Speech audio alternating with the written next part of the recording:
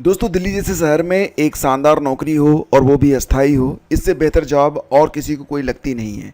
D triple S B में लोगों का चार्म लगातार बना हुआ है और अदर स्टेट में भी जो अभ्यर्थी जॉब कर रहे होते हैं, अगर दिल्ली में उनको ये जॉब मिलती है तो वो छोड़ के चले जाते हैं, क्योंकि वहाँ पर जो भत्ता वगैरह होता है वो थोड़ा सा और बेटर मिलता है। इन्वायरमेंट तो उनको और अच्छा मिल ही जाता है, साथ ही साथ अपना परिवार रख कर अगर आप उनकी पढ़ाई लिखाई वहाँ पर करवाते हैं तो दिल्ली में बहुत सारे ऐसी सुविधाएं हैं जो कि अदर स्टेट में नहीं मिल पाती हैं। और यही वजह है कि हर स्टेट का जो अभ्यर्थी होता है वो डी ट्रिपल एस की वैकेंसी की ओर आकर्षित होता है। और एक अच्छी बात यहाँ पर ये भी होती है कि डी ट्रिपल एस में हर स्टेट का अभ्यर्थी आवेदन भी कर सकता है। हालांकि रिजर्वेशन केवल दिल्ली वालों को मिलता है, लेकिन अगर आप जनरल सीटों पर लड़ना चाहें तो किसी भी स्टेट को हों, आप यहाँ पर आवेदन कर सकते हैं। हाल ही में एक आरटीआई डाली गई थी और ये पूछा गया था कि डी ट्रिपल एस में जो वैकेंट सीट्स हैं वो कितनी हैं।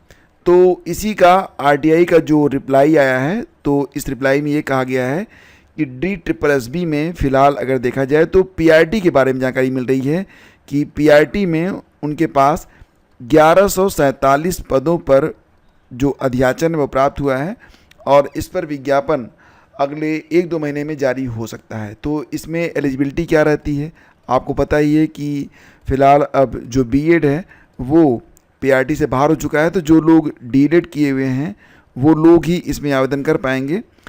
अगर आप दिल्ली से हैं तो आपको रिजर्वेशन का लाभ मिलेगा। यहाँ पर जो दिल्ली के SC ST हैं, अदर स्टेट के जो SC ST हैं उनको भी ये लाभ मिलता है, उनको 5 साल की छूट मिल जाती है। और अगर आप दिल्ली के OBC हैं तो आपको 3 साल की छूट मिल जाती है। जनरली जो एज लिमिट होती है फॉर जनरल, यानी कि आप अगर जनरल कैटेगरी से हैं या फिर किसी भी अदर स्टेट के OBC हो, जनरल हो, कुछ भी हो, तो जो एज लिमिट होती है वो 30 साल रहती है। 30 साल की उम्र तक आप यहाँ पे आवेदन कर सकते हैं। जो सिलेक्शन प्रोसेस होता है उसमें बस Tier 1 की एक परीक्षा होती है, यहाँ पर कोई भी इंटरव्यू नहीं होता है। Tier 1 की परीक्षा में जो अंक आपको प्राप्त होते हैं बस उसी के आधार पर आपका चयन कर लिया जाता है। मतलब एक परीक्षा दो और नौकरी आपके हाथ में।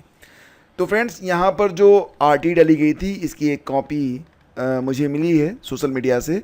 इसमें ये कहा जा रहा है, आप देख रहे हैं कि रिप्लाई है और आरटीआई एप्लीकेशन दिया गया है और ये जवाब आया है 14 जून को, जिसमें कहा गया है कि requisition of A1147 vacancies has been send to D triple S B.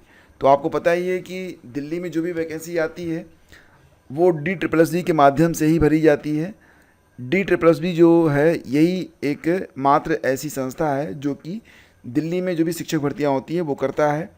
तो यहाँ पर इनके पास फ़िलहाल 1147 पदों पर इनको जो अध्याचन होता है, रिक्विजिशन, ये प्राप्त हो चुका है।